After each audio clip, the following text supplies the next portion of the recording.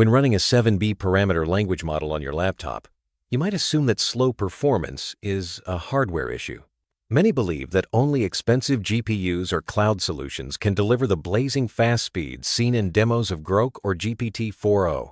But the reality is, these cloud APIs aren't using magical hardware, they're simply making better use of memory bandwidth. In this video, we'll uncover how you can make your local 7B model generate text at speeds rivaling cloud APIs, all without upgrading your hardware.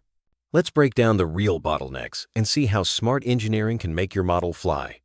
Most people think that more compute power is the answer to faster LLMs, but the real limitation is memory bandwidth. When you run a 7B model locally, the slowdowns you feel are due to how quickly the model's weights and cache can move through memory, not the raw number of floating point operations per second. Every extra byte that needs to be moved adds latency, making the model feel sluggish. The good news is that with the right optimizations, you can cheat physics and dramatically improve speed, even on consumer hardware.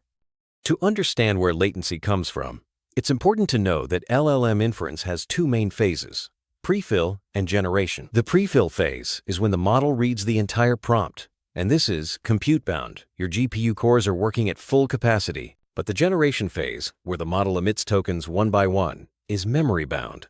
Each token generated requires moving model weights and the key value kV cache through memory. If your model feels slow, it's almost always due to the generation phase, not the prompt length. Every time your model generates a token, the GPU must read the entire model from VRAM, access the accumulated kV cache, run attention and MLP layers, and finally emit a token. This process repeats for every word, so even small inefficiencies get multiplied rapidly. That's why reducing memory movement is far more effective than simply adding more compute. Techniques like 4-bit quantization help by reducing the number of bytes moved per token. But there's more you can do. The first major trick is flash attention. Standard attention mechanisms create large intermediate matrices that overload VRAM, especially as context length grows. Flash attention solves this by computing attention in small tiles, keeping data in fast registers and shared memory, instead of writing huge matrices to VRAM. The result? The math stays the same, but memory traffic drops dramatically. On context longer than 2,000 tokens, flash attention can double your speed with zero loss in output quality. Most modern frameworks like llama.cpp and vLLM enable this automatically if supported.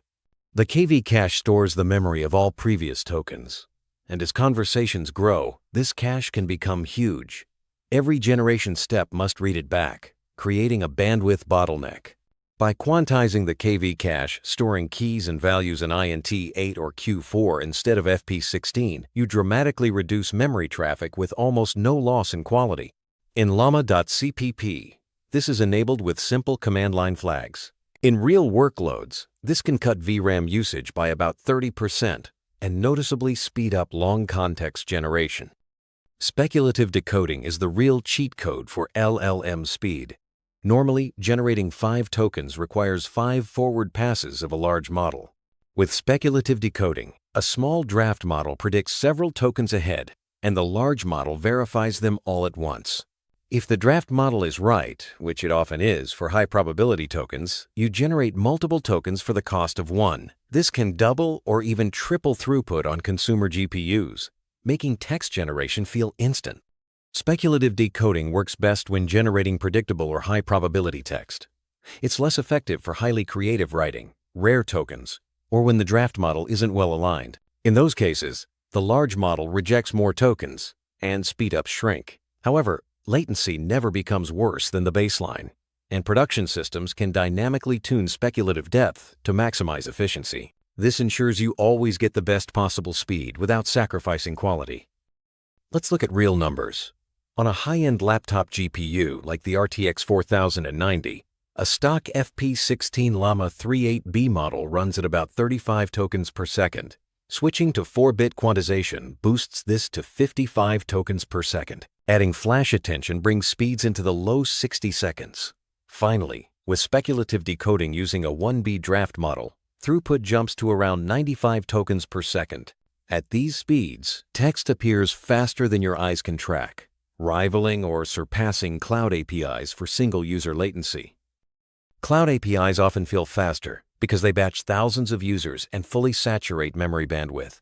But with the right optimizations, your local model can match or even exceed their speed for single-user tasks. The key is not in the hardware, but in how efficiently you use memory and inference tricks. This means you can get world-class performance from a $1,000 laptop without relying on expensive cloud infrastructure. To achieve these speeds, you need the right configurations. For llama.cpp, use 4-bit quantized weights, enable flash attention, quantize the KV cache, and use a small draft model for speculative decoding.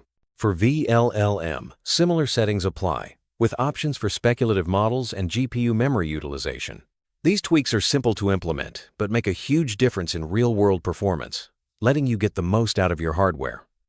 To recap, making your local LLM fast is all about configuration, not hardware. Always use 4-bit weights, enable flash attention, quantize the KV cache, and leverage speculative decoding with a small draft model. These steps can turn a standard laptop into a high-speed inference machine, outperforming many cloud API calls for single-user latency. With these tricks, you're ready to unlock the full potential of your local 7B model. The future of AI is real-time. In the next episode, we'll explore how to run 1B models with sub-20 milliseconds latency on CPUs, and even in browsers using web GPU, all without sacrificing usability. As optimizations continue to evolve, real-time AI on consumer devices is becoming a reality, opening up new possibilities for developers and users alike.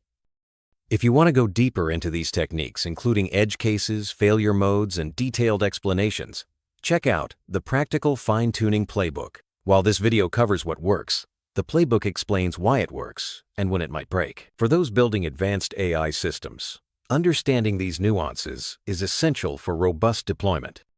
If you're building AI systems and need help with fine-tuning, quantization, local deployment, or agent design, consider reaching out to experts in the field. Collaboration can accelerate your progress and help you avoid common pitfalls.